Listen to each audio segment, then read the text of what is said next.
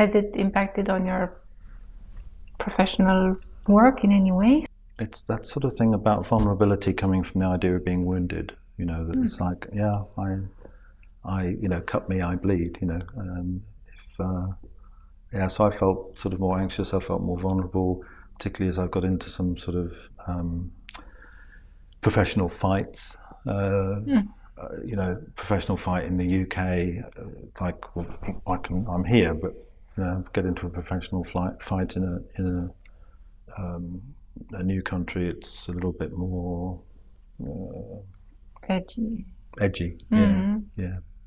So I just had this image that it's so difficult to kind of carry your vulnerability in an educational setting somehow, or I think my fantasy is that as a psychotherapist, sometimes vulnerability is something that is valued, or it can be seen as not prestigious, but valuable in or growth promoting.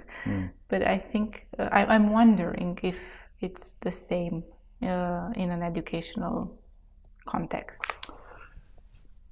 Well, I think so, and I'd also want to extend it to organisational context, because I'm not only an educator but also a manager in an organisation, my university.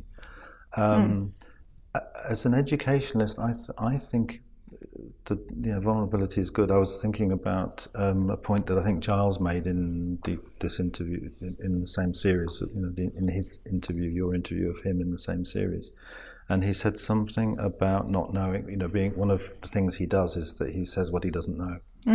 And I know Giles well, and I know. I'm sort of partly going, yes, that's great, and I know how he would do it with great, with humility. And actually, I think that's part of being an educator, as distinct from a teacher. I think if you're sort of teaching people and schooling them, then absolutely you need to know, or you feel you need to know. Whereas I think if you're an educator and leading people out, and then you can afford to be, and indeed it's beneficial to be vulnerable, to say, well, I might know more about the process, I don't necessarily know more about the content. So I would be interested to if you could say more about using your vulnerability as an organizational practitioner too. Yeah, so I was thinking about when I took on my latest role, which is the head of a school. So that's about 90 staff within the university. So there's 13 schools, and I'm head of one of them. And it was very clear that I wanted to appoint 2 deputies. So for various reasons, in terms of the geography of the university. And so with those 2 deputies and with an administration manager, we form a school governance team. We meet every week, and we basically talk about the necessary governance of the school. And there are other school leaders, like heads of discipline and so on, sort of, that report to them. But I was thinking about the way that we work as a group of 4, and the way that I interact with those people who are people who report to me, and I have to evaluate them at the end of the year and so on. But the way we work is, what I notice about myself is that I'm willing to be vulnerable with them in terms of not knowing about a particular direction that the school should take, or I had a sort of personal crisis in the family earlier this year, and I decided to tell them about it because it would probably affect my ability to be at work for that week. And then I had a conversation later with one of those colleagues who had subsequently felt a little bit wobbled, a little bit sort of didn't know whether she wanted to continue to work in the role and so on. And I said, did my vulnerability, has that sort of thrown you? Has that sort of upset you in some way? And because I thought it might have. And she said no, that actually was good, that her indecision was about something else. But it's that sort of thing. I just think, does a leader need to be absolutely, certain of everything? And I think essentially not. That I think, as you know from my work with Graham Summers in co-creativity, that we place quite a store by uncertainty, and of course we live in an uncertain world. You know, I get a budget one week and I have to cut it the next week. You know, or there might be some money the next week. So I think, yeah, I'm perhaps more willing to bring some of that vulnerability to that work role, that managerial role. But I don't think that I, or probably anybody, should do it for very long. I also think there's something about it's quite intense, and yeah, I could probably see doing it for 3 or 4 years, but not 10 years, 20 years. You mentioned debates a little bit earlier. I'm wondering if you ever feel vulnerable in a debate, or is it what? Or is it more like like a challenging exchange of ideas, like a critical dialogue? I think it's more the latter. It's not that I feel so certain of myself that I want to sort of beat the opposition, but it's more that I'm really up for the crack, as the Irish say, or that sort of. I've got this lovely picture of Graham and I sort of tussling about some ideas, and yeah, it's more that I enjoy the debate. But that also goes back to something that you raised earlier, because that is an assumption, that is a cultural assumption. So one of I think I mentioned the sort of the water, the fact that was in the family life, and it was an assumption. So when I went to New Zealand, I got very heavily involved in a debate about professional regulation and registration. I was taking on the debate from the point of view that this is a debate, we can argue about it, and I can disagree and you can disagree, and so on. And then I saw people getting quite upset and upset with me, and thinking, oh, what's the problem? And somebody said that part of his perspective was that I would have been expected to be more quiet, and the sort of the professional culture, at least, if not the New Zealand culture, was one where you wouldn't necessarily do that straight away, and that was that was interesting, and has been also a bit painful in terms of what some people think about my position. And this is something I think I do. So what I did with that is say, right, I think I need to investigate what I then later called the argumentative tradition. So I came across a book, actually when I was visiting India for the SATA conference, called The Argumentative Indian. And a few years later, when I was appointed professor of psychotherapy, I took as my professorial speech The Argumentative Therapist. And in doing the groundwork for that, tried to discover the argumentative tradition in New Zealand, Māori, settler culture, and also the argumentative tradition in psychotherapy.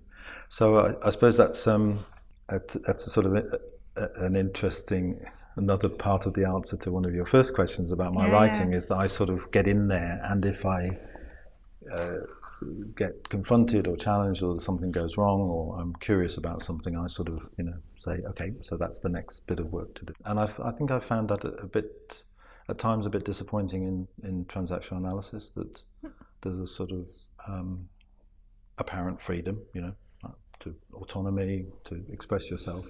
But if you express some things, you get quite a backlash. Right. I was thinking about the response to the Take It driver article, which was pretty vicious, and I thought, I had some sleepless nights about that, and then I thought that I was more curious about what sort of sacred implicit rule did I come across? Yes. What kite-marked piece of theory did I, well, I knew which kite-marked piece of theory that I questioned, but it was the reaction to even daring to question it seemed to me part of what I was saying. That this is a doctrine rather than a theory, and so on.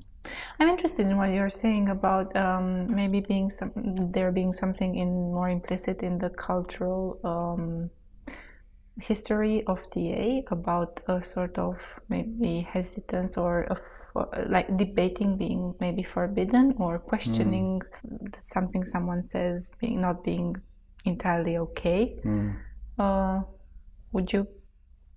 Did you have this experience, or? Well, I certainly had it in relation to that article. I probably had it in relation to a few other things, and it perhaps my general sort of critique Of TA, you mean? Of TA, yeah. But I think culturally, I suspect, and from talking to people like, well, specifically Claude Steiner, who obviously was around Eric Berne, a lot. I think his sense was that the Wednesday group in San Francisco was very lively, and you bring a theory and bring a diagram and debate it. And I wonder if it's the next generation that including Claude, that sort of tries to fix things a little bit. Adam Phillips, the psychoanalytic writer, says it's disciples are people who don't get the joke. And I think sometimes, the founders of, whether it's a religion or a school of therapy, are often often very creative and often quite sort of fluid or open to things. It's more the disciples that fix the schools or the core concepts, and things become, a bit more difficult to question. I wondered if it was always a struggle to get your voice across, or was it also like a sort of experience in which you could think alongside other people and get to new ideas, or maybe review some of your own ideas in those kind of conversations? I think it's interesting. It's quite difficult to look at yourself, but I think looking at myself, I notice how much co-authoring I've done. And I think that has been a real learning, because often it's more difficult, but I think it's richer. So in the person-centered world, which is another language I speak, sort of psychotherapy, psychology language, I've done a lot of work with a guy called Mike Worrell, and obviously in TA I've done a lot of work with Graham, but also other people, Helena Hargaden, and increasingly I'm working, I think, with more what might be seen sort of junior colleagues, but sort of trying to encourage them on. So I'm doing a lot of co-authoring with my students at the university that I supervise academically. But I think absolutely, and particularly the work with Graham, I think the co-creative transaction analysis could not have been written by either of us separately. There is a real sense of a fusion that comes out of our sometimes quite heated engagement and passion. So I think I've learnt a huge amount through that sort of co-authorship, co-working and co-creativity. Were there things that you agreed to disagree about with Graham Summers? I don't think we sort of agree to disagree, we just disagree. Okay. Sort of agreeing to disagree sounds far too nice. Okay, were there differences that could not be transformed into something co-created, like something, I don't know, you ended up with your point of view and he's with his own, and it's something that remains untouched in a way? No, I think there's nothing that's off the agenda. I think there were some things that we had to tussle with more. So for instance, I think the logic of our position is to adopt a two ego state model, which is basically the integrating adult and the rest, which is the historical unintegrated stuff.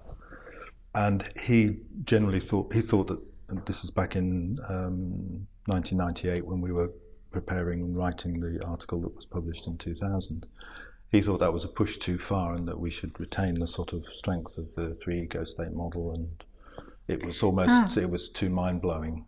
So that was a compromise for me at the time, but it was I accept, I felt it wasn't like I felt resentful that I hadn't been able to put it in. It was he made a point, I made a point, and on balance I agreed with him.